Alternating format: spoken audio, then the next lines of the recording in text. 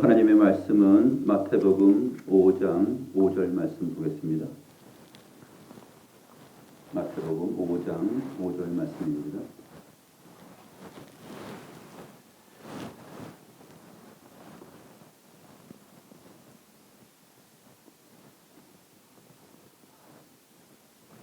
제가 하나님의 말씀을 받들어 읽겠습니다. 온유한 자는 복이 있나니 그들이 땅을 기업으로 받을 것이며. 온유한 자가 복이 있다. 이것을 우리가 그 사전에서 찾을 수 있는 그 온유함이라는 이 단어를 통하여서는 해결할 길이 없습니다. 왜냐하면 성경은 이 온유하다라는 말을 사전적 의미보다 다른 의미로 설명을 하고 있기 때문에 그렇습니다. 온유한 자가 땅을 차지한다. 그리고 복이 있다. 이 말들은 세상 사람들이 들을 때 이해할 수 없는 말이죠. 왜냐하면 세상의 책과 사전에는 나와 있지 않는 내용이지 않습니까? 그렇기 때문에 온유한 자가 복이 있고 결국은 땅을 차지할 것이다 라는 이 표현은 세상 사람들은 도무지 이해할 수 없고 납득할 수 없는 얘기입니다. 전혀 동의할 수 없는 얘기죠. 그러면 주님께서 이 땅에 오셔서 사람들에게 알아들을 수 있는 말로 해야 되겠죠. 어떻게 해야 되겠습니까? 사람들이 잘 알아들을 수 있는 말, 돈이 있는 자는 복이 있나니 그들이 땅을 차지할 것이다. 이렇게 말을 해야 확 옵니다. 그렇죠. 그렇지. 돈이 있어야지 복이 있는 것이고, 왜냐하면 땅을 차지할 것이기 때문에 복이 있다. 이렇게 보기 때문에 그렇습니다. 그런데 주님은 온유한 자가 복이 있고 그들이 땅을 차지할 것이다. 이렇게 말씀하고 있습니다. 땅을 차지하는 사람들은 결국 복이 있는데 이 세상에서는 그 복을 어떻게 누립니까? 결국 돈이 있으면 땅을 사고 땅이 있으면 얼굴빛도 틀리고 또 자신감도 있고 힘을 과시하고 그렇게 살아갈 수가 있죠. 보란 듯이 살아갈 수가 있습니다. 그래서 사람들은 대개 현실 속에서 땅 부자를 좋아하죠. 땅이 많이 있으면 부자예요. 부러워합니다.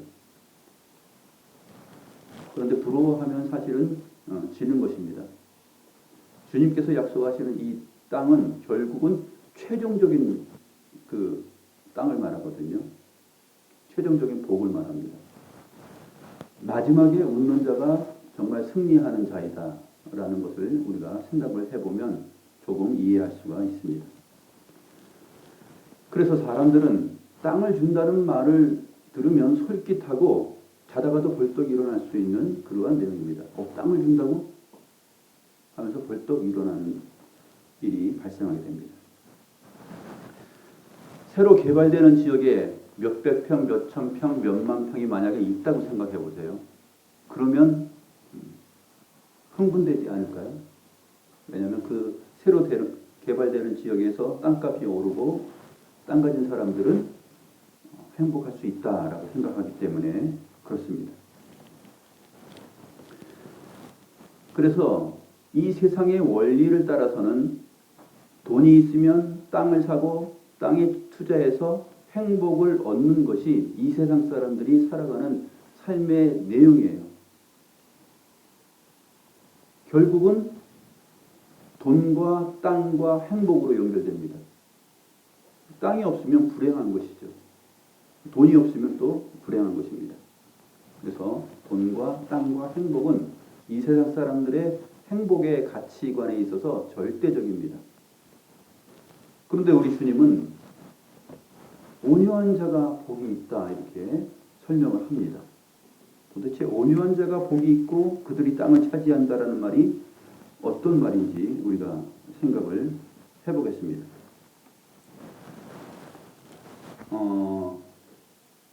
이 말씀은 이 온유하다라는 말은 이 단어 자체가 말하고 있듯이 부동산 정보에 빠르고 발빠르게 움직여서 투자를 하고 땅을 차지하고 행복을 누리는 그것과는 전혀 관계가 없는 자들이라는 것을 우리가 알 수 있습니다.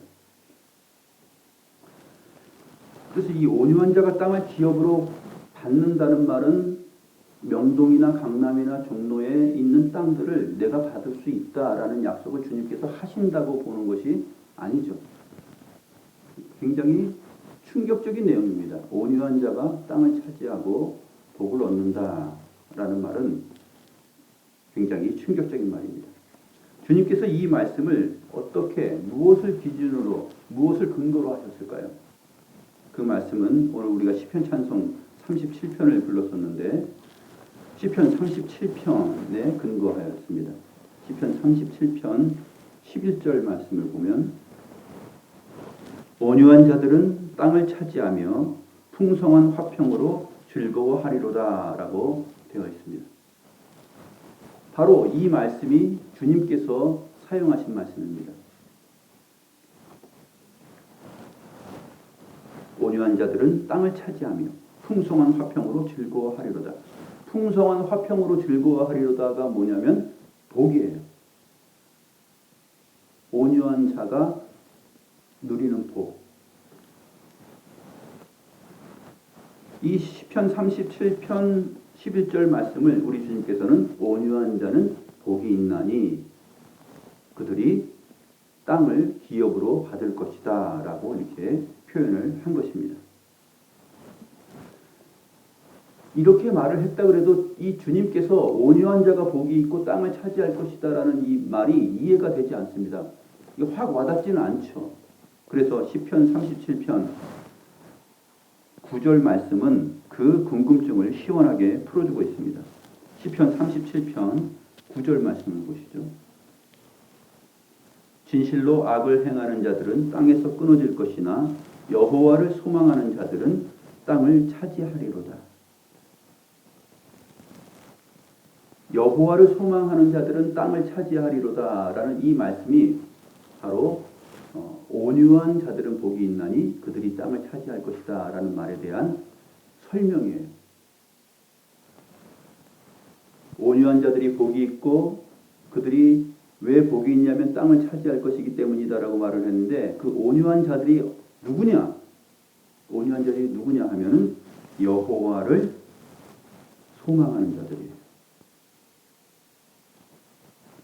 여호와를 소망하는 자들은 복이 있고 땅을 차지하게 됩니다. 우리가 시편 이 37편의 말씀을 자세히 살펴보는 것이 오늘 주님께서 하신 말씀을 제대로 이해하는 핵심적인 내용이 됩니다. 22절도 한번 볼까요? 시편 37편 22절 같이 한번 읽어보겠습니다. 시작. 주의 복을 받은 자들은 땅을 차지하고 주의 저주를 받은 자들은 끊어지리로다. 여기서 주의 복을 받은 자들은 땅을 차지하고 결국 주님께서는 시편 37편에 나와 있는 표현 전체 가운데서의 핵심 내용들을 종합 정리하여서 온유한 자들은 복이 있나니 그들이 땅을 기업으로 받을 것이다 라는 표현을 하신 거예요. 주의 복을 받은 자들은 땅을 차지해요. 그러나 주의 저주를 받은 자들은 끊어집니다. 어디서 끊어집니까? 땅으로부터 끊어지게 되어 있습니다. 29절 말씀도 한번 보겠습니다. 29절 말씀 같이 읽겠습니다. 시작. 의인이 땅을 차지하며 거기서 영원히 살리로다. 앞에서는 온유한 자가 복이 있고 땅을 차지한다 그랬는데 29절에서는 그 온유한 자를 무엇으로 표현합니까? 의인이라고 표현합니다. 아, 그렇구나. 시편에 이제 악인과 의인이 대조를 이루고 있고 성경 전체도 악인과 의인이 대조를 이루고 있습니다.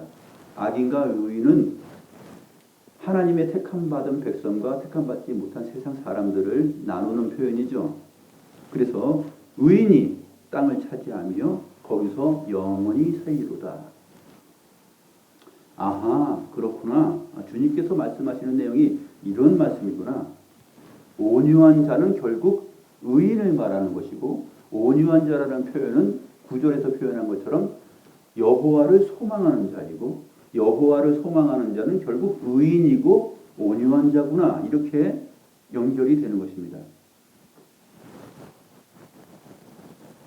34절도 한번 볼까요? 34절 같이 읽겠습니다. 시작. 여호와를 바라고 그의 도를 지키라. 그리하면 내가 땅을 차지하게 하실 것이라. 악인이 끊어질 때에 내가 똑똑히 보리로다. 여호와를 바라고 소망하는 것이죠. 그리고 여호와의 도를 지키라. 그리하면 내가 땅을 차지하게 하실 것이다. 온유한 자는 복이 있고 그들이 결국 땅을 차지할 것인데, 여호와를 바라보고 여호와를 소망하고 그분의 명령을 지켜나가는 삶을 살아가는 사람, 그런 사람을 가리켜서 우리 주님께서는 온유한 자라고 말씀하신 거구나. 이 시편 37편의 전체적인 내용을 볼 때 그렇게 정리가 되는 것입니다.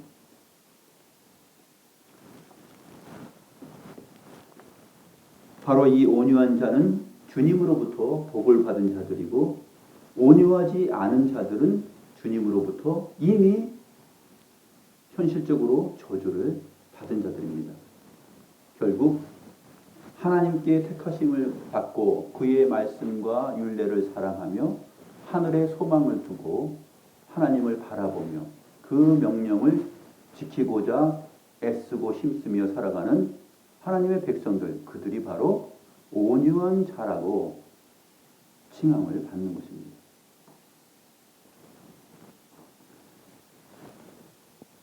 사람이 성격이 또 성품이 부드럽고 착하고 자기 주장하지 않고 타인의 말을 잘 경청하고 이런 것을 가리켜서, 또 성격이 순하고 이런 것을 가리켜서 온유하다라고 성경은 말하고 있지 않습니다.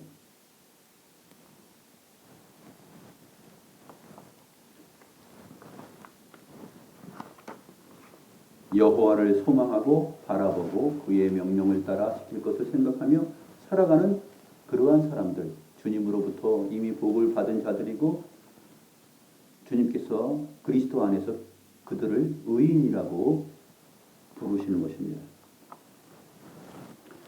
그러면 이 시편 37편에서 온유한 자의 삶이 어떤 삶인지 한번 살펴보도록 하죠. 1절 말씀 보겠습니다. 여호와를 소망하며 바라보며 그 명령을 따라서 지켜가는 그 복된 삶을 살아가는 사람이라는 것은 도대체 어떤 사람일까? 1절 말씀에 보면 악을 행하는 자들 때문에 불평하지 말며 불의를 행하는 자들을 시기하지 말지어다.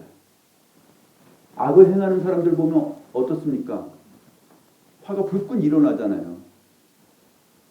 그리고 악을 행하는 사람들을 보면 저 인간은 왜 저렇게 살지?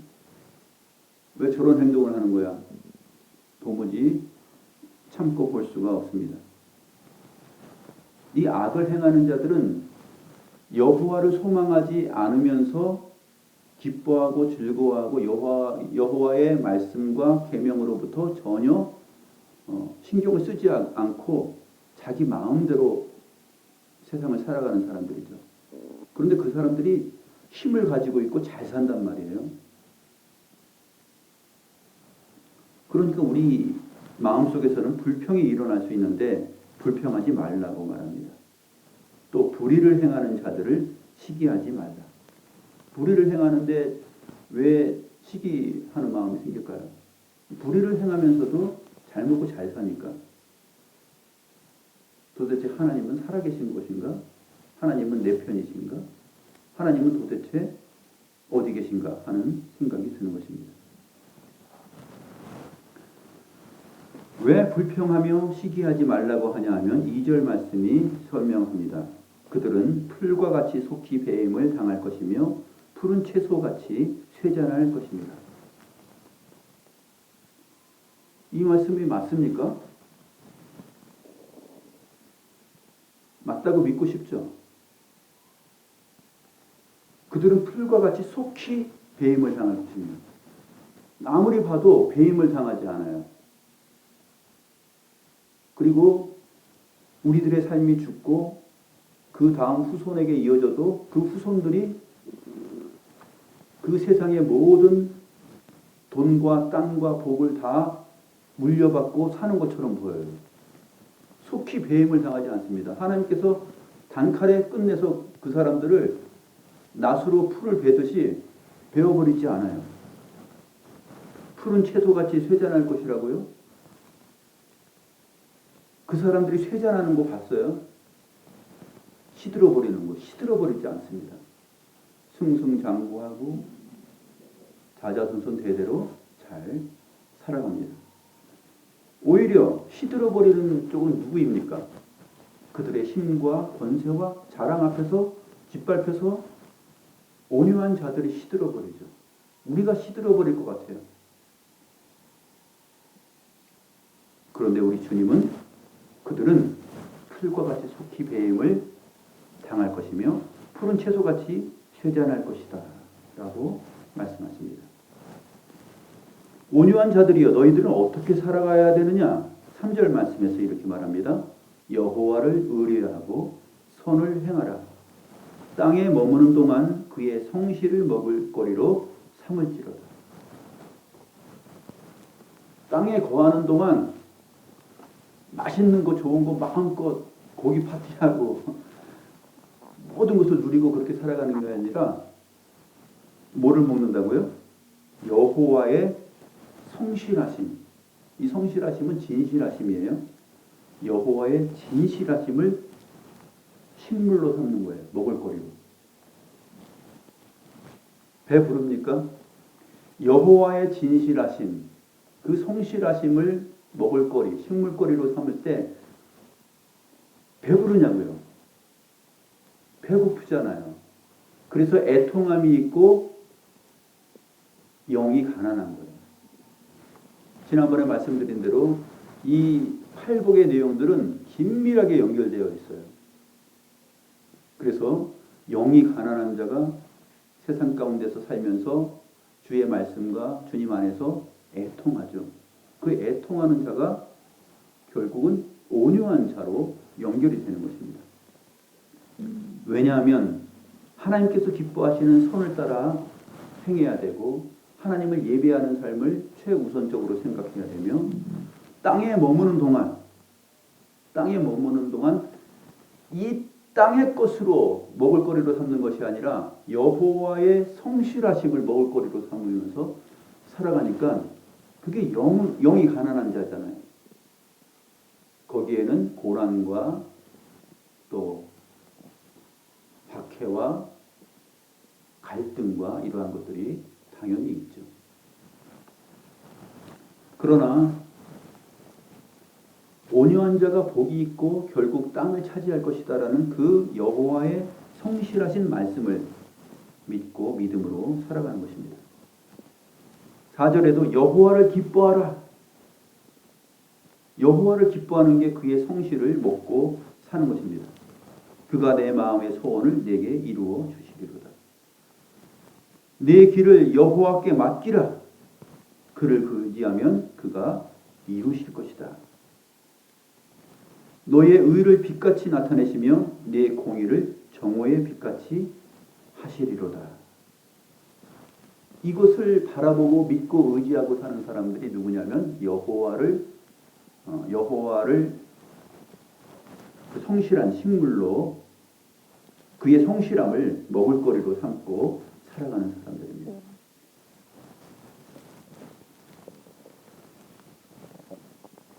7절에서 이렇게 말합니다. 여호와 앞에 잠잠하고 참고 기다리라.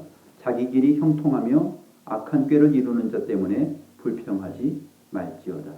분을 그치고 노를 버리며 불평하지 말라. 오히려 악을 만들 뿐이라.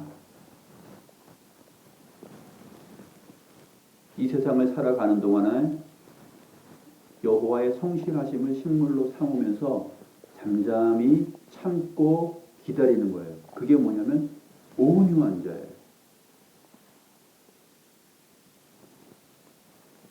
여호와를 의지하면서 여호와 앞에서 그의 진실하심, 성실하심을 믿고 잠잠히 참고 기다리는 것.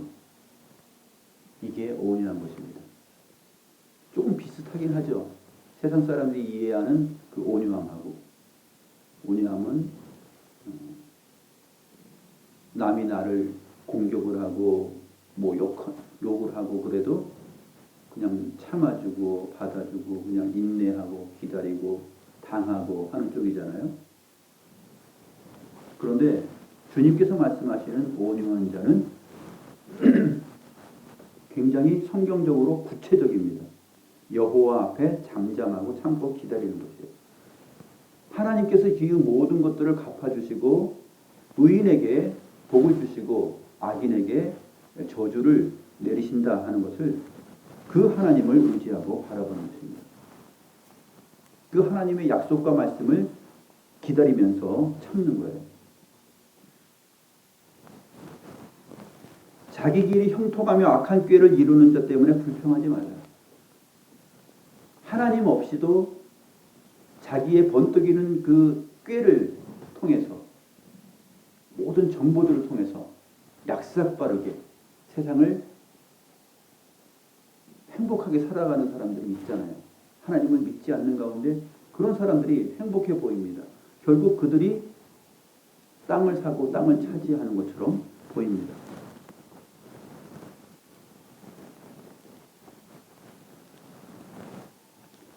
그렇지만 진실로 악을 행하는 자들은 끊어질 것이나 여호와를 소망하는 자들은 땅을 차지할 것이다 라고 말씀하십니다. 잠시 후에는 악인이 없어지리니 내가 그곳을 자세히 살필지라도 없으리로다. 이 잠시 후가 언제입니까? 이 잠시 후가 결국은 심판날이요 구원의 날입니다. 그것을 주님께서는 잠시라고 얘기해요. 잠시. 너희가 인내하고 당하고 맞이하는 그 세상에서의 삶은 잠시다. 악한 자들 때문에 불평하지 말아라. 여호와를 모르고 하나님을 모르고 살아가는 사람들의 그 행복해 보이는 것과 부유해 보이는 것, 그 모든 것들을 바라볼 때 시기하지 말아라. 그들은 곧 땅으로부터 끊어질 것이고 너희들이 진정한 땅의 주인이 되고 땅을 차지할 것이다 라고 말씀하시는 거예요. 그래서 온유한 자들은 땅을 차지하며 풍성한 화평으로 즐거워하리로다 라고 말하고 있습니다.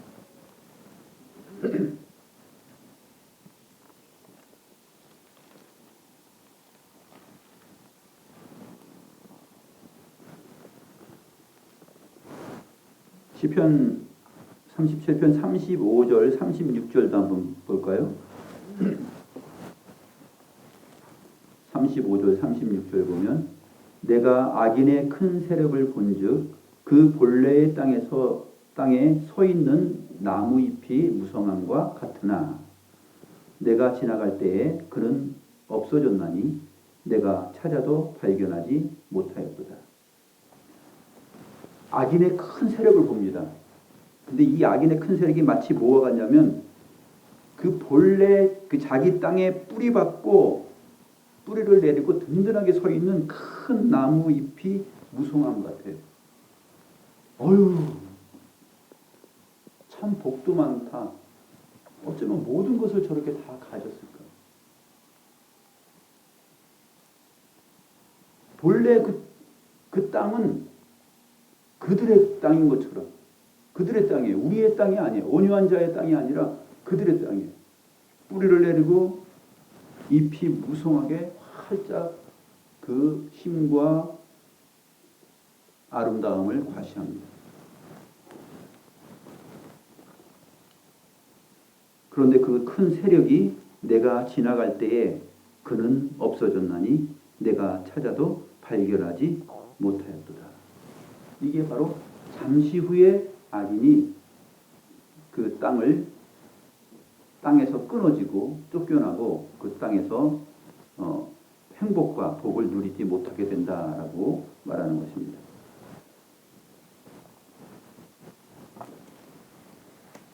이것을 주님께서는 너희들이 똑똑히 보게 될 것이다 라고 말하고 있습니다.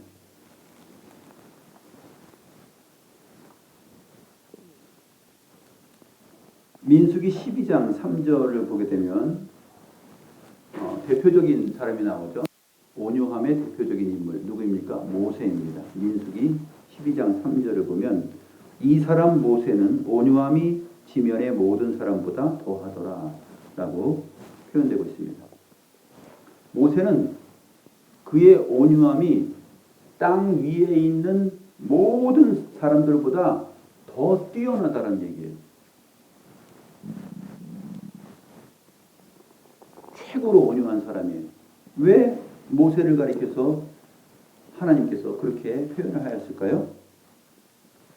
그 하나님의 평가가 그 아래에 7절과 8절에 나와 있습니다.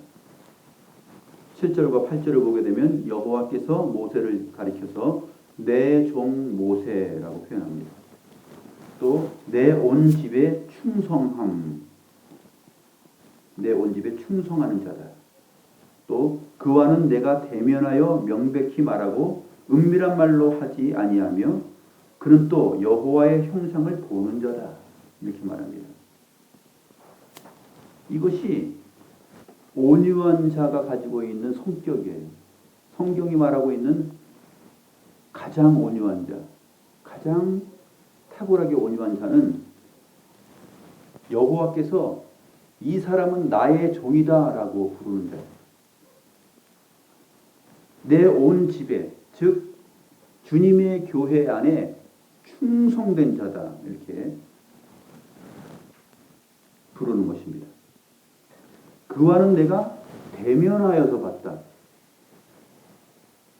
은밀하게 말하지 않고 다른 선지자들도 주님의 은밀한 음성을 듣고 계시를 받고 하나님의 뜻을 전하면서 온유한 자로서 살지만 이 모세는 선지자들 중에서 최고다라는 얘기예요.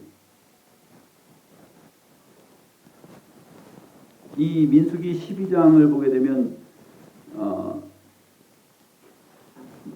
미리암이 불평을 하지 않습니까? 아론과 미리암이 이제 불평을 해요. 왜 모세만 그렇게 특별하게 취급합니까? 하다가 너희들 다 회막문 앞으로 3명 다 와봐 하면서 주님께서 설명을 하시는 내용입니다. 이 불평 불만을 하니까 미리암이 문둥병에 걸립니다. 왜냐하면 내가 온유하다라고 보는 이 사람을 너희들이 시기하고 질투하기 때문에 그렇다라고 말씀하시면서 미리암이 문둥병에 걸립니다. 7일 동안 부정한 사람이 되죠. 이거 모세가 간청을 하죠. 하나님 용서해 주세요. 용서해 주십시오. 모세의 간청하는 말을 듣고서 미리암의 그 문둥병이 회복이 됩니다. 이 사람 모세는 온유함이 지면의 모든 사람보다 더하더라. 모세가 온유하다라는 그 말은 바로 하나님과 가까이하고 하나님과 대면하고 하나님의 말씀을 따라서 그 하나님의 말씀을 지켜나가고 하는 그 특별한 하나님과의 관계성 안에 있는 사람입니다. 그러니까 온유하다라는 것은 여호와를 소망하고 바라보며 그의 명령을 따라서 지켜나가는 그러한 사람들을 일컬어서 온유한 자라고 하는 것이에요. 하나님의 백성들. 그들을 시편 37편은 의인이라고 말하고 있는 것이죠. 이미 복을 받아 누리고 있는 자들입니다.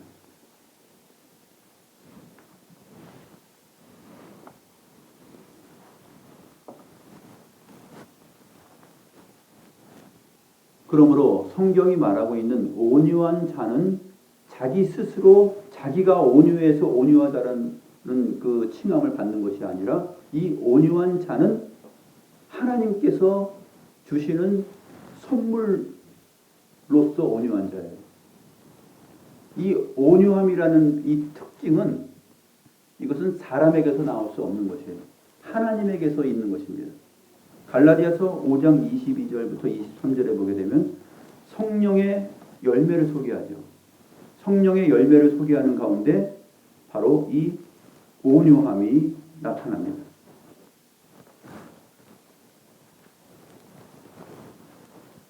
사랑과 희락과 화평과 오래 참음과 자비와 온유와 양성과 충성과 절제, 이러한 그 단어들을 사용하면서 온유가 나오죠. 이것이 무엇입니까? 성령의 열매예요. 성령님 안에 있는 것이에요. 하나님 안에 있는 것입니다. 그래서 사람이 스스로 온유한 것이 아니라 주의 영이 그 사람과 함께하고 하나님의 영이 그 안에 거하고 주 예수 그리스도가 그 안에 거하고 우리가 주 예수 그리스도 안에 거하는 삶, 하나님이 우리 안에 우리가 하나님 안에 거하는 이러한 관계를 가지고 있는 사람을 가리켜서 성경은 온유한 자다라고 말하고 있는 것이에요. 그 중에서 가장 탁월한 온유함을 가졌던 사람이 누구냐 하면 모세였다. 구약시대 모세였다라고 말합니다.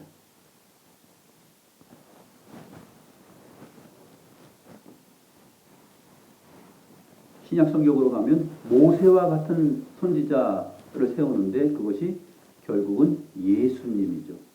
예수님이 바로 참된 선지자요 제사장이요 왕으로서 오십니다. 모세와 같이 온유한 자. 그래서 주님께서 나는 마음이 온유하고 겸손하니 라는 말을 하는 것이죠. 나는 마음이 온유하고 겸손하니. 하나님과 가장 밀접하신 분, 하나님 자신이신 분, 그분이 바로 예수님이잖아요.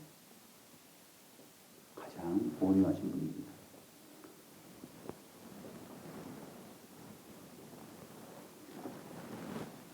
이제 땅을 기업으로 받는 것에 대해서 한번 생각해 보겠습니다.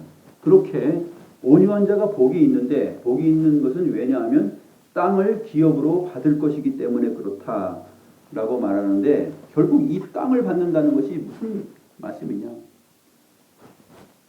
원주시내 앞으로 새로 개발될 수 있는 가장 노른자리 그 땅을 받는다는 말이냐? 도대체 무슨 땅을 받는다는 말인가? 우리 살아생전에 어떤 땅을 뭐 서곡리 땅을 뭐 큰 땅을 준다 그런 얘기가 아니에요.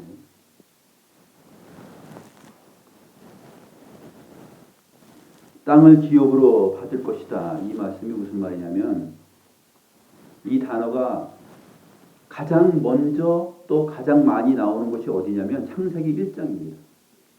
창세기 1장 27절부터 30절인데 창세기 1장 27절부터 30절 하나님께서 하나님의 형상으로 사람을 만드시고 그 사람에게 복을 주시는데 그 하나님의 형상으로 지음받은 그 사람이 바로 온유한 사람인데 그 온유한 사람에게 주시는 복이 있어요.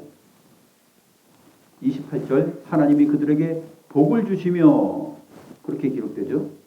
복을 주시며 생육하고 번성하여 어디에 충만하라고요? 땅에 충만하라. 그리고 땅을 정복하라. 땅이 계속 나오죠. 29절에 하나님이 이르시되 내가 온 지면에 씨 맺는 모든 채소와 씨 가진 열매 맺는 모든 나무를 너희에게 주노니 온 지면 이것이 무슨 땅이에요. 모든 땅에 30절 또 땅의 모든 짐승과 하늘의 모든 새와 생명이 있어 땅에 기는 모든 것에게는 내가 모든 푸른 풀을 먹을 거리로 주노라.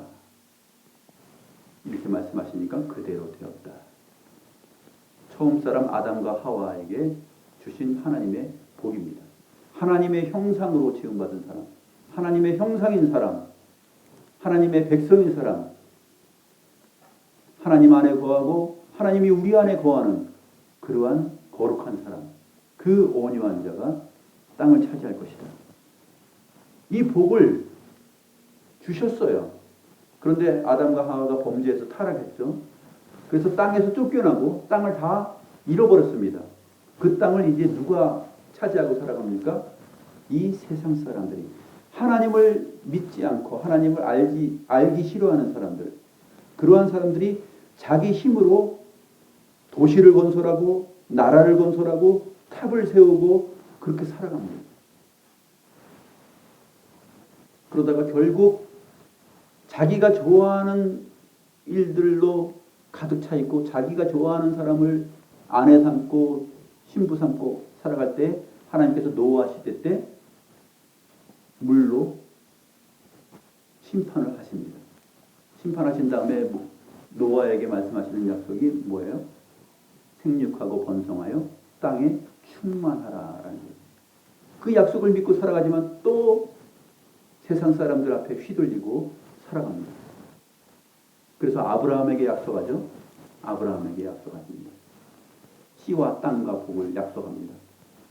창세기 15장 18절 말씀에 보게 되면 내가 이 땅을 애굽 강에서부터 그 큰 강 유브라데까지 내 자손에게 주노니 이렇게 되어 있습니다. 그 앞에는 내 자손들이 4대 만에 이 땅으로 돌아올 것이다 하면서 이 땅, 가나안 땅을 약속하십니다. 가나안 땅이 함의하고 있는 이 구속사적인 의미, 그것은 바로 온유한 자는 복이 있나니 그들이 땅을 기업으로 받을 것이다 라는 말에 해당되는 신학적인 내용이에요. 하나님께서 아브라함에게 가나안 땅을 약속하십니다. 그리고 그 자손이 가나안 땅을 차지할 것이다. 결국 차지하죠. 차지하는데 그 가나안 땅을 또 다시 빼앗기고 쫓겨나고 바벨론 포로가 됩니다. 이런 것들이 지상에서는 계속 반복되는데 왜 그렇습니까? 영원한 약속 때문에 그래요. 영원히 새하늘과 새 땅으로서 우리에게 주어질 때 정말 하나님을 사모하고 하나님을 소망하고 하나님을 바라보고 살아가는 여호와의 그 성실하심을 식물로 삼고 살아가는 그 의인인 온유한 자들, 그들에게 새하늘과 새 땅, 이 땅을 기업으로 받아 누리게 약속하시고 있기 때문에 그렇습니다. 이 영원한 약속, 영원히 누리게 될 이 복된 약속, 그것을 주님께서 주의 백성들에게 하고 있는 것이죠. 가나안 땅에 들어갔을 때도 이스라엘 백성들에게 하나님께서 그 12지파, 지파별로 땅을 다 분배해서 땅을 차지하게 해줍니다. 이 내용들이 바로 주님께서 말씀하시는 온유한 자는 복이 있나니 땅을 차지할 것이다 라는 말의 내용들이에요. 그 궁극적인 내용들이 결국 우리 주님 오실 때 악인은 끊어지고 그 땅에서 쫓겨나고 그 땅을 차지한 것처럼 보이지만 완전히 땅에서 쫓겨나고 자세히 살펴도 그 악인들이 온데간데 없습니다. 어디로 갔을까요? 그 땅으로부터 추방돼서 음부에 처하게 되는 것입니다. 이처럼 온유한 자는 비유를 하면은 제가 이 바깥에서 이렇게 보니까 새들이 있잖아요. 작은 새들이 이렇게 나뭇가지 위를 오가면서 살아갑니다. 그리고 가끔씩 내려와서 땅에 그 작은 발을 딛고서 있다가 누가 고양이가 나타나거나 개가 나타나거나 그러면은 확 날아가 버려요. 잠시 땅을 발딛고. 그런데 땅에 늘 발을 딛고 사는 존재들은 누구냐면 야생동물들이에요. 고양이들, 개들, 그리고 숲속에 가면 멧돼지들, 이런 야생동물들이 자기들의 그 날카로운 이빨과 발톱을 자랑하면서 땅을 딛고 복을 누리는 것처럼 살아가요. 새들은, 작은 새들은 나무 위를 이 가지에서 저 가지로 옮겨다니면서 푸드득 날아가고 푸드득 날아가고, 그 새들을 이렇게 보면서 이 오늘 말씀에 그 온유한 자들의 삶과 같다. 아, 저 새들은 하늘을 보금자리로 삼고서 저렇게 땅에 잠시 발을 딛고 있으면 또 공격당하고 겁주는 사람들이 있고, 그래가지고 또 푸르륵 날아가서 또 이 가지로 갔다가 저 가지로 갔다가 이게 피하고, 그렇게 살아가는 것을 볼 때 하늘의 소망을 두고 살아가는 이 온유한 자는 작은 새들과 같구나, 그런 생각을 해봤습니다.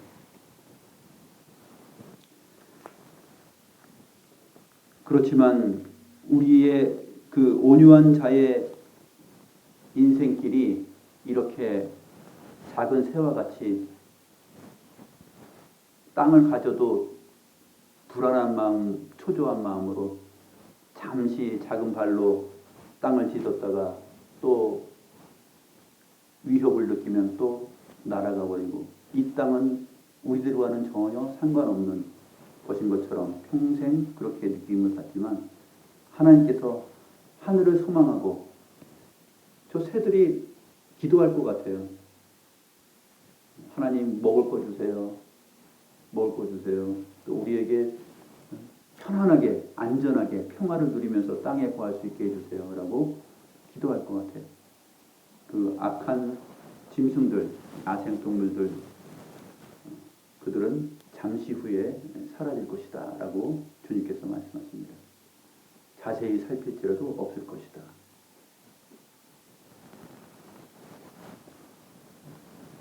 온유한 자들은 반드시 땅을 기업으로 얻게 될 것이고, 악인들은 반드시 땅으로부터 쫓겨날 것이며 자세히 살필지라도 없을 것입니다. 기도하겠습니다.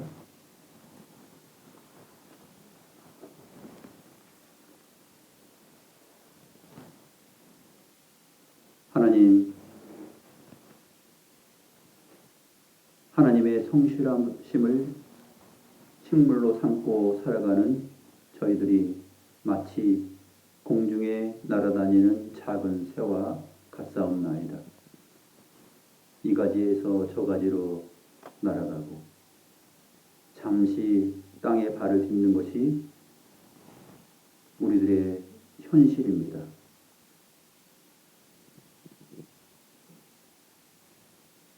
날카로운 이빨을 가지고 힘센 발톱으로 위협하는 세상을 보면 또 그 땅으로부터 피하여서 나뭇가지로 올라가야 되고 하늘을 바라보고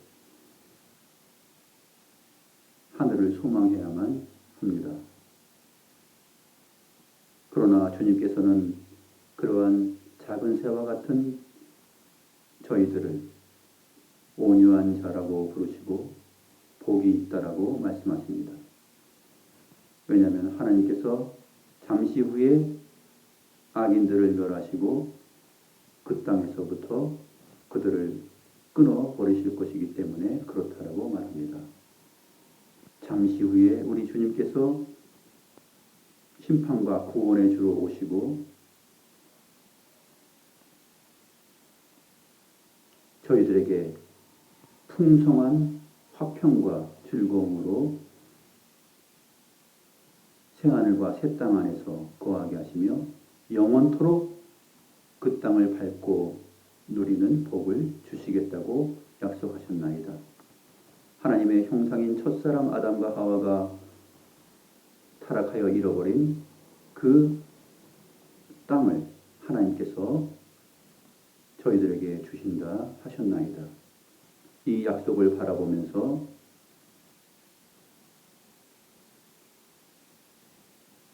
악한 자들의 꾀를 바라보며 불평하며 시기하지 않고 잠잠히 참고 기다리며 여호와만을 바라보고 의지하며 소망하며 살아가는 저희 모두가 되게 하여 주옵소서. 감사함을 드리옵고 살아계신 우리 구주 예수 그리스도의 이름으로 기도드리옵나이다. 아멘.